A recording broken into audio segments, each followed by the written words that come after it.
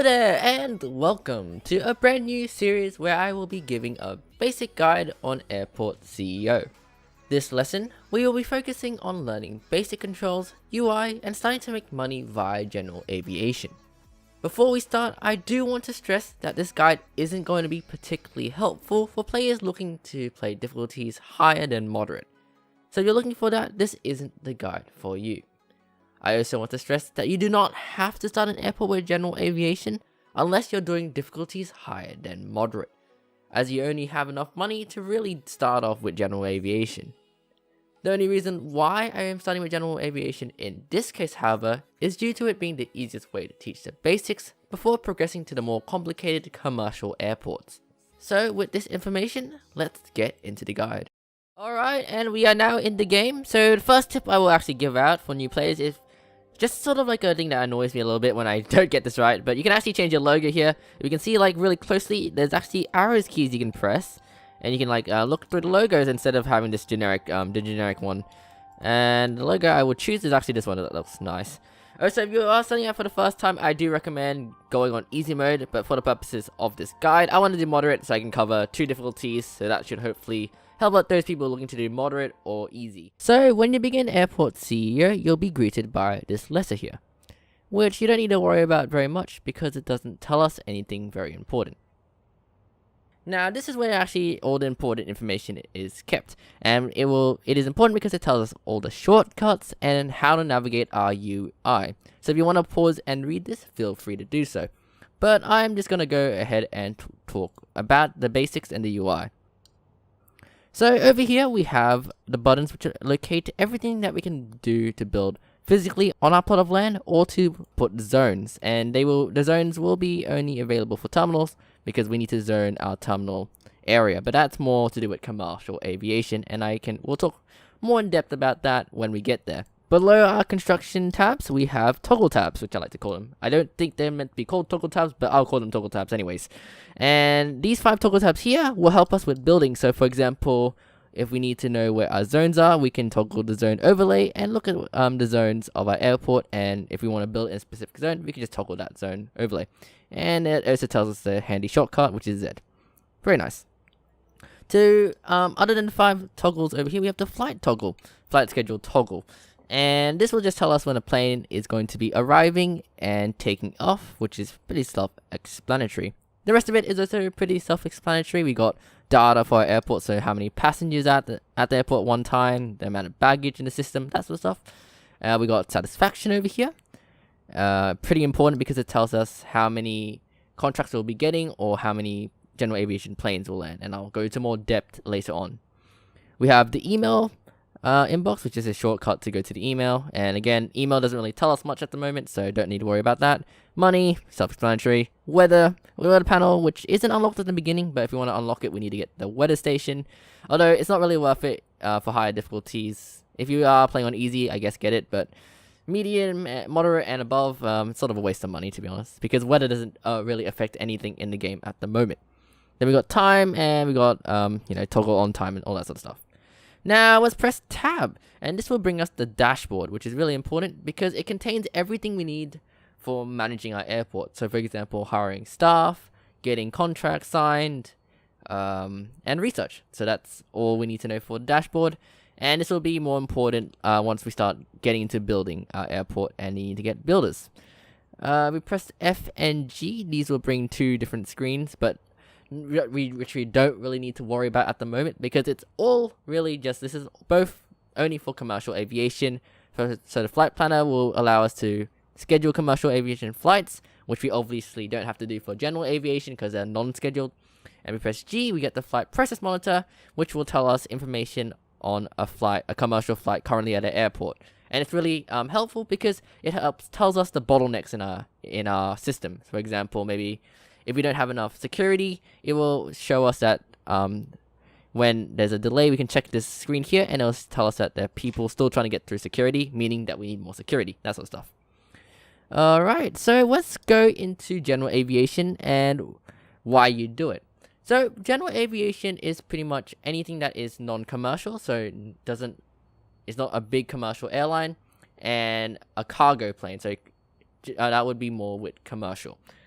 General aviation would be, I think, the closest example in real life, I guess, would be private jets, which sort of just come in randomly at times, and they're sort of small aircrafts, and they do not do commercial operations, I guess. That's a really bad example, but I think you understand what I mean. So, put it generally, general aviation is pretty much anything that is small in airports here. Is just small planes that come in randomly. That's all you need to know for general aviation.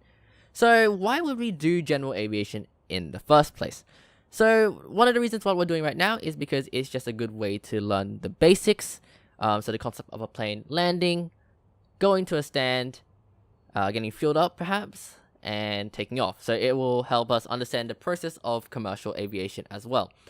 The second reason is because it is a cheap way for players to begin and help them accumulate money while they build their commercial aviation so they don't go into the red, or to help them build up a large amount of money and then they can build their commercial airport in sort of one huge go, in like one huge heap. Now, the third reason for general aviation is for harder difficulties, especially when you start with a lower budget of 500,000 and 250,000. It really isn't enough money to do any commercial. I think 500,000 you could get a loan, but if you didn't want to do a loan, your only option would be general aviation, and that's how you would earn money in the higher difficulties. So, let's start off with what you need for general aviation. So, we have 5 things we need for general aviation, which are really important. We need a runway. We need 2 runway entry / exits, small aircraft stands, taxiway foundations, and don't forget the air traffic control tower. It's really important because otherwise planes will not land or take off.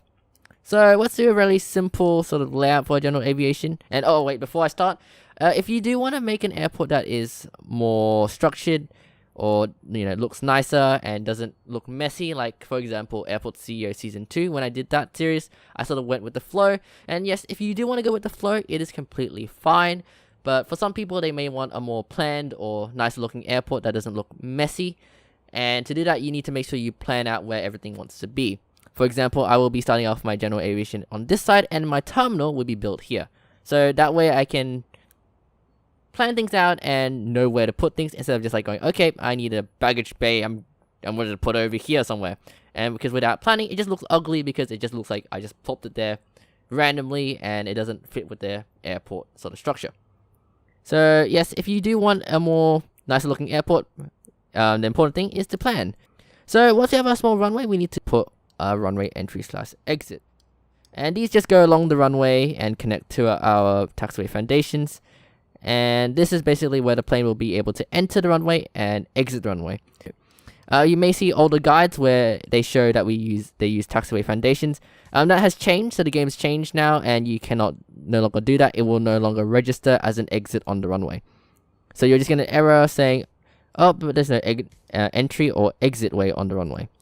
And that will be the error you get, because they changed how the system works. So if you're wondering why you're getting that error, just make sure you use the runway entry / exit. So I'm going to build my taxiway path. No, not the taxiway path. Taxiway foundation from this entry / exit, and just build it as far as you want, and get sort of the shape where you want your planes to go along.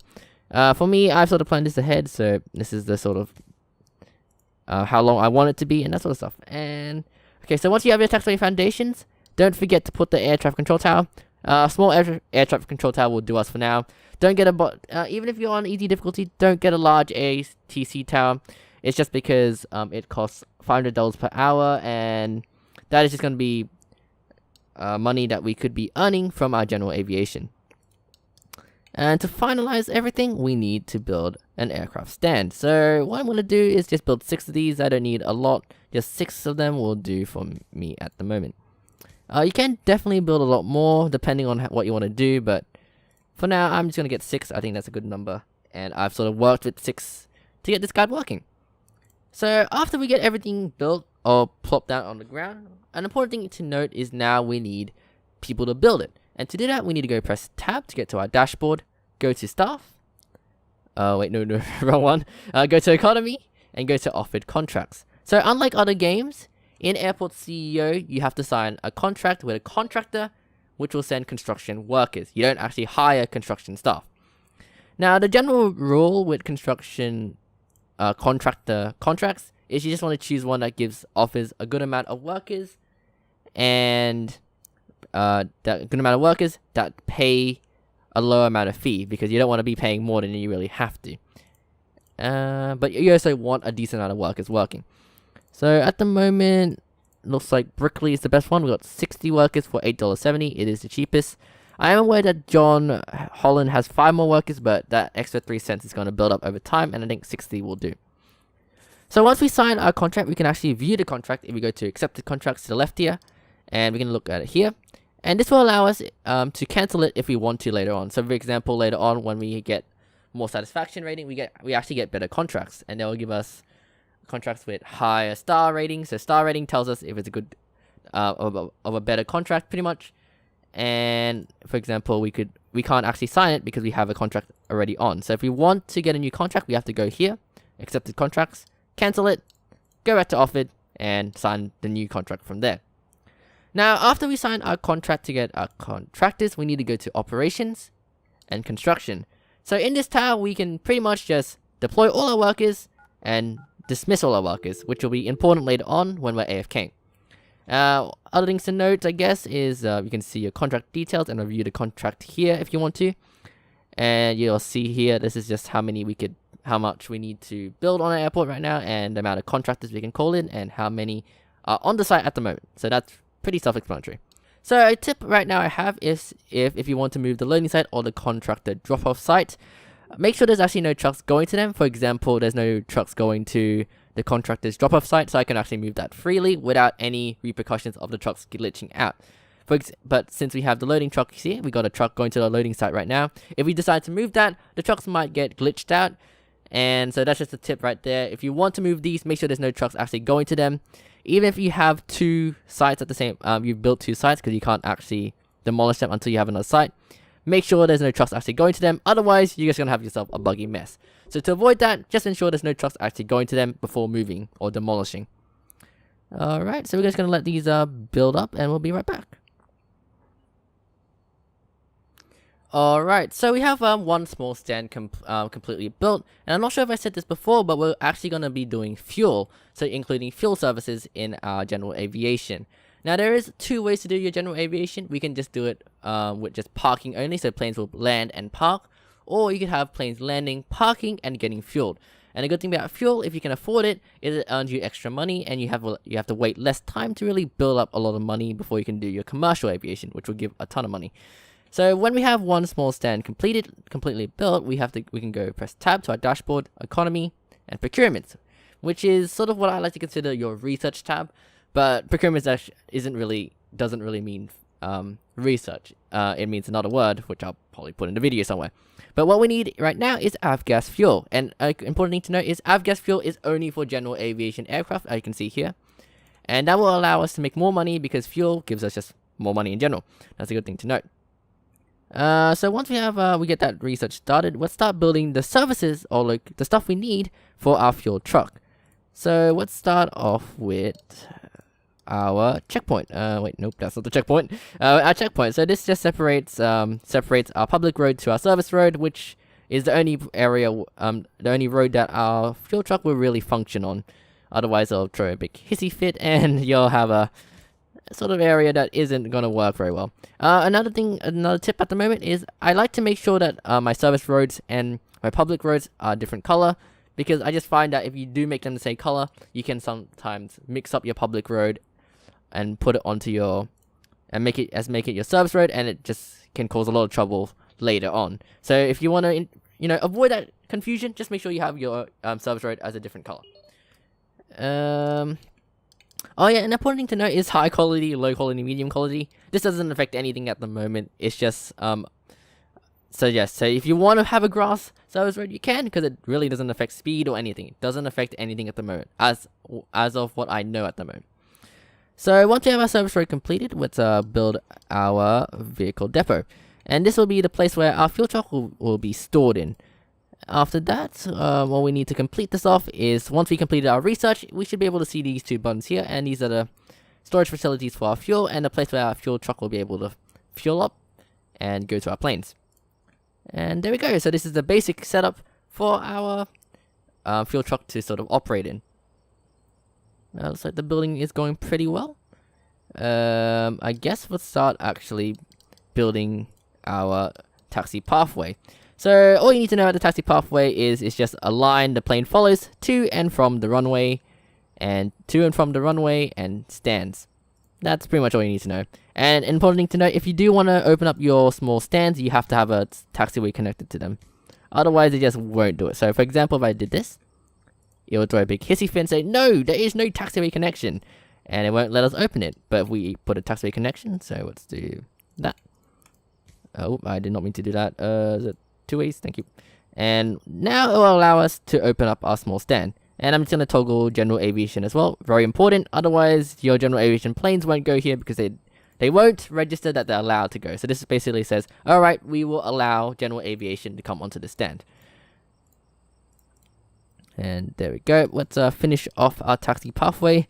If our taxiway pathway is not finished, planes will not be able to go to and from the runway. That's pretty much all you need to know. And we can also open up our runway now. Very nice. Cool.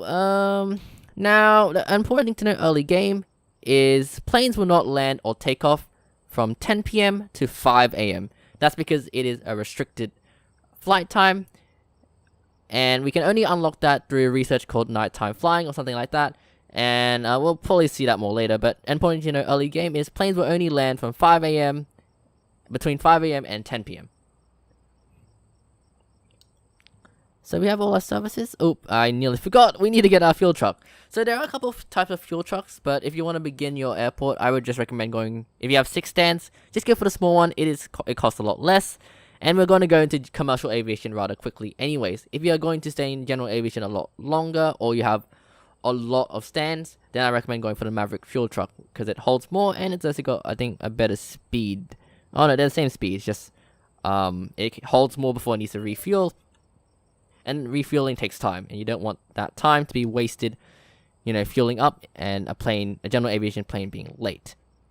Because that will affect your satisfaction. And satisfaction is important because satisfaction determines how many planes will land. So if you have a low satisfaction, you have less contracts, commercial contracts, and less general aviation landing. You have a higher satisfaction, you have more contracts and a higher amount of general aviation planes landing. So satisfaction is actually quite important.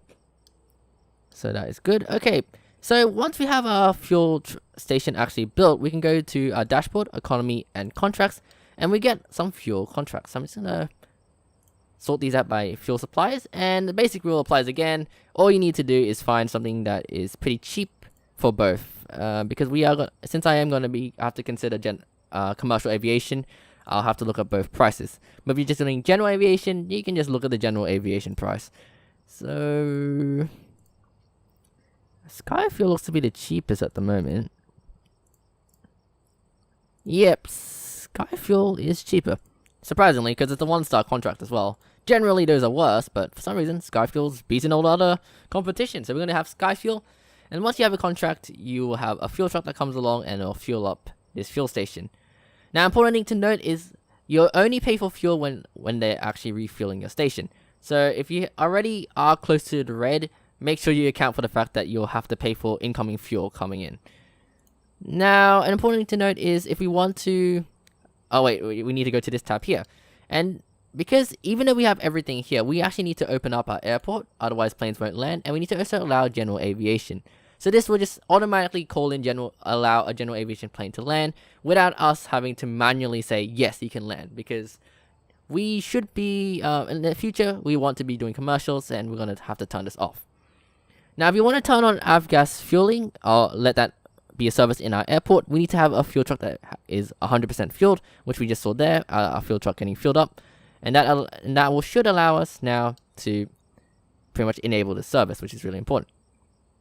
So, while we have our airport going along, I am playing the experimental, and I'm having a bit of an FPS lag problem. I'll fix that later, but now, since we have all our airport done, everything should be working. We want to basically let our airport go AFK, and there's one important thing you need to note before going AFK, and that is when a plane lands or goes to our stands, they degrade over time. So the condition will degrade over time, and once they get to 0%, they will be unusable. And we don't want that happening while we're AFK, because that means we'll be losing money, because no planes are landing, no, we can't have planes fueling up, and they won't pay for parking. So to fix that, we need to get a COO. Now, you don't need to do this if you're just gonna be looking at your airport and managing it.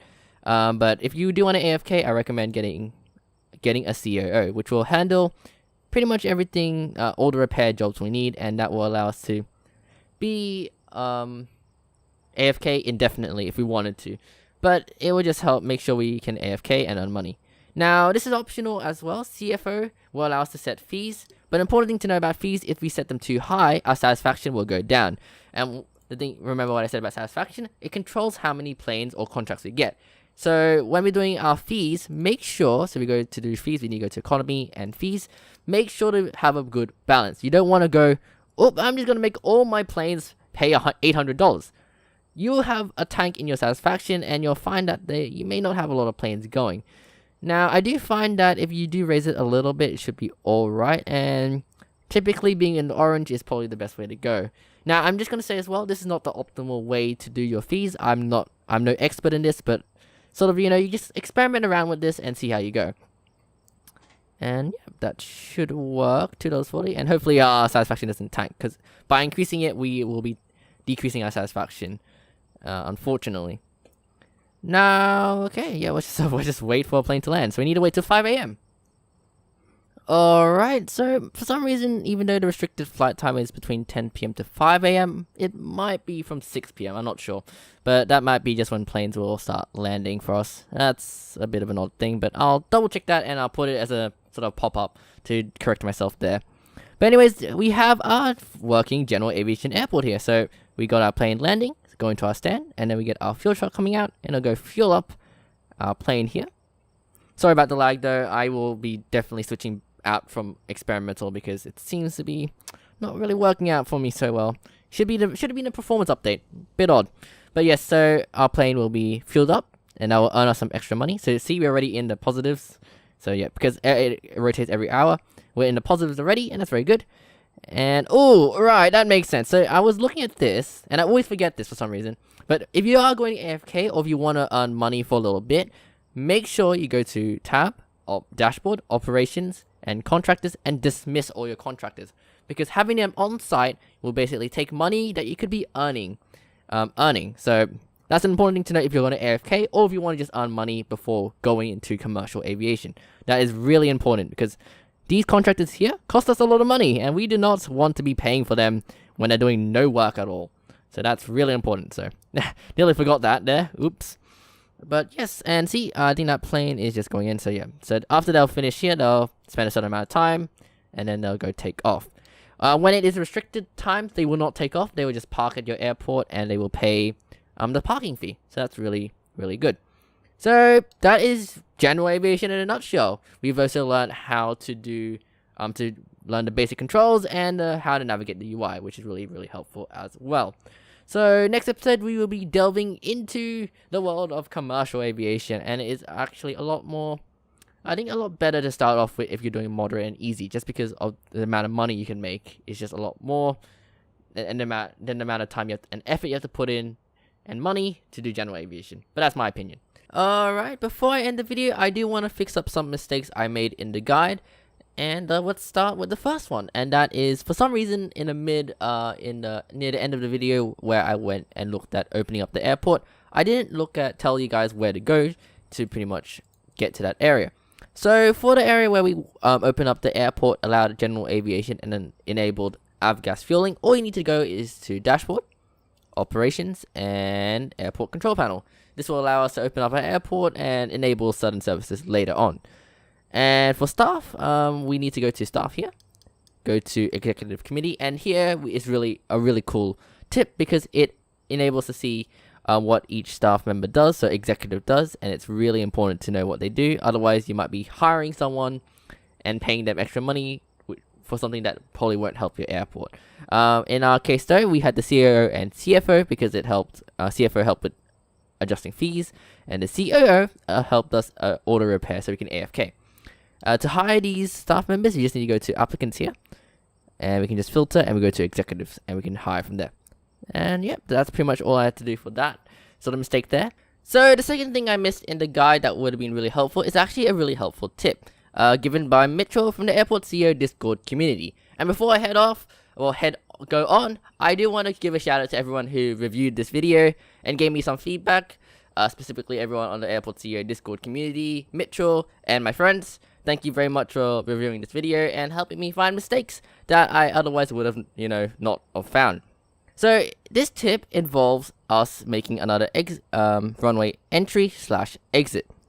Now, why would we do this? This is because a general aviation plane is rather small and will only go up a certain distance when it lands on the runway.